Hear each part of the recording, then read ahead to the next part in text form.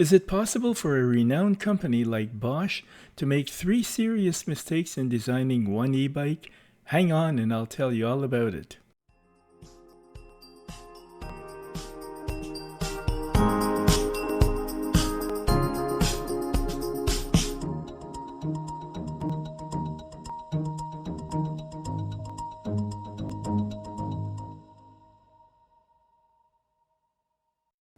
My electric bike is a Bosch Cube Touring with the Performance Line mid-drive motor. It's a well-built machine compared to cheap imports, but surprisingly it has its failings too. Mistake number 1. The first problem happened as I was riding back home from a friend's place in Chelsea. I had taken my camper to do some work on it. I was 20 kilometers from home. Suddenly the pedals were spinning and they were no longer making the wheel turn. I was unable to make it move with the pedals, and because it's a mid-drive, I was unable to make it run with the motor. I coasted to a stop and I found myself in the middle of nowhere.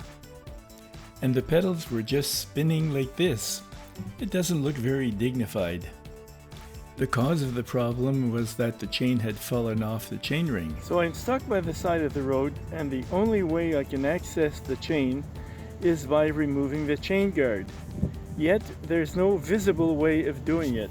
There is not a single screw visible anywhere. At the rear end here, it's probably screwed to the bottom of the frame, I would think. But the screw isn't visible, so obviously you'd have to flip the bike upside down in order to have access to it. And yet we don't know what kind of head it has, whether it's a Phillips head or whatever. And this front end, it's probably clipped on, but how do you know? Do we pry it off, or do we turn it the way we would turn the lid of a jar? Maybe turning it counterclockwise is the way to do it. Maybe prying it with a big screwdriver, which I don't have with me, might be the way to do it. So, really this is quite a dilemma when you're stuck by the side of the road. So I phoned home to my son to pick me up with my bike and trailer. When I got home, I flipped the bike upside down in order to see how the hind end of the chain guard was attached to the frame. Okay, I'm going to show you where that hexagonal screw is located. It's located under the frame, and as we approach here, you'll see it. There's one screw, and it's this shiny object here at the tip of the screwdriver. Then I tried turning the chain guard counterclockwise, the same way as you would turn the lid of a jar, and one of the clips broke. Then I pried the top side with a screwdriver. It made a loud snapping noise, but the clip was intact. The next day I removed the chain guard several times just for practice, using the prying technique, and this clip broke too. The long and the short of it is that I don't really know the recommended procedure. The user manual shows 15 different models of the Cube, but no drawings of the chain guard and of course no instructions.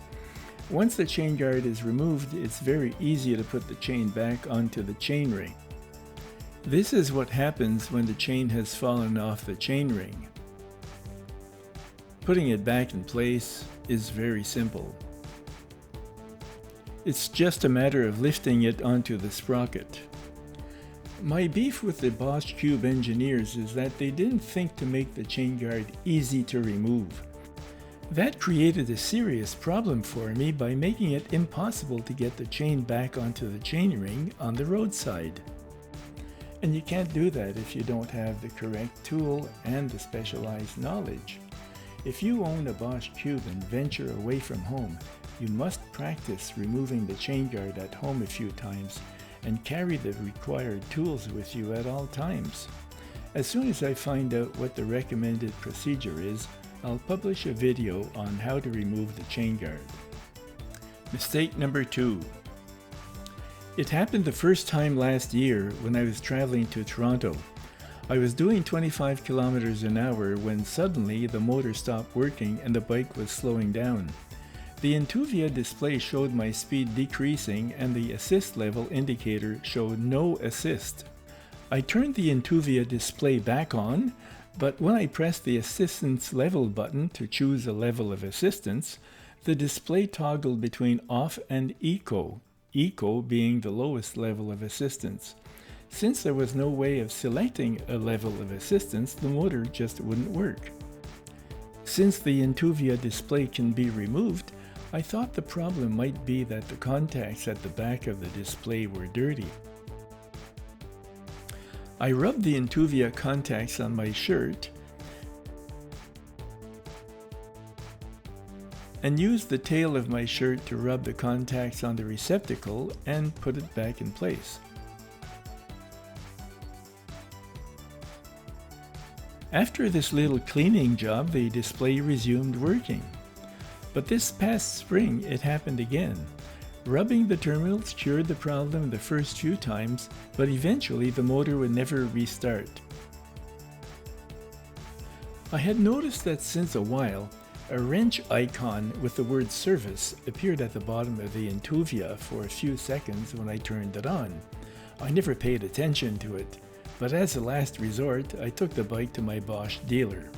The technician connected the bike to his computer diagnostic system, downloaded some new software, the wrench went away, and the bike works perfectly since then. The problem that Bosch has created, apparently, is related to the internal software of the bicycle, something that I don't understand. This may not be the correct explanation, but after a while, in my case 6,000 kilometers, the software gradually inserts errors into itself, and eventually it just quits working altogether. I should have taken the bike to the dealer the first time I saw the service warning, but what would you do if you're on the road and there's no dealer where you happen to be? To me, it seems inconceivable that engineers design software that goes corrupt and cause the whole bike to be useless. Mistake number 3. This flaw revolves around the tail light.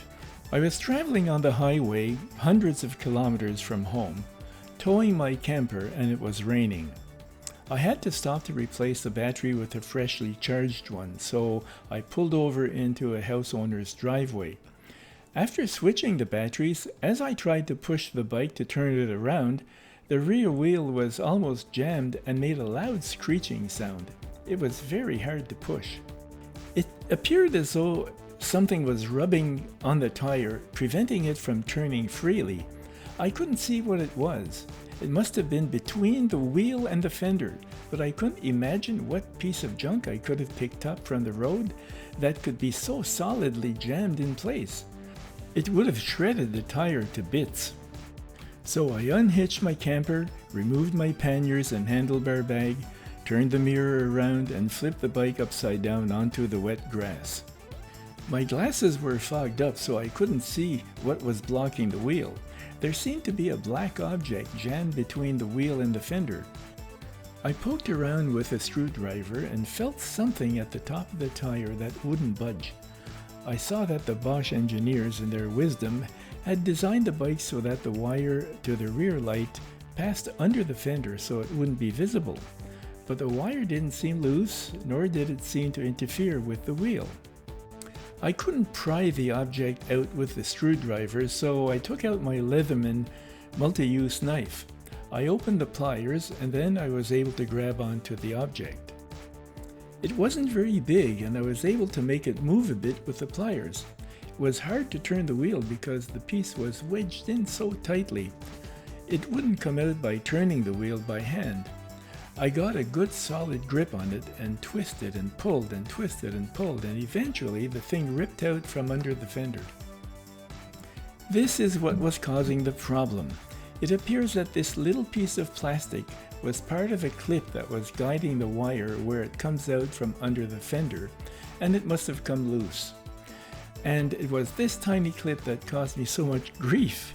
In conclusion, if you own a Bosch Cube e-bike with the wire passing under the fender, always carry a pair of pliers with you. German engineers are more concerned with a clean look than they are with making their e-bike a practical, trouble-free means of transportation. Of course, all this pain could have been eliminated if only Bosch Cube had made the wire pass under the baggage rack instead of under the fender. It would have been so simple. The point I'd like to make to bicycle manufacturers, if they were interested in listening to the ones who are actually using their products, is that they should adopt the KISS principle. Always think of the cyclist when they design a feature for their bike. Make their bikes easy to take apart and to repair. So that's my rant for today. I hope you found this video useful or interesting. If you would like more information about electric bikes or about bicycle trailers, or if you'd like to buy one of my books, go to my website, www.robertberrio.com. Thank you for watching, and never quit cycling.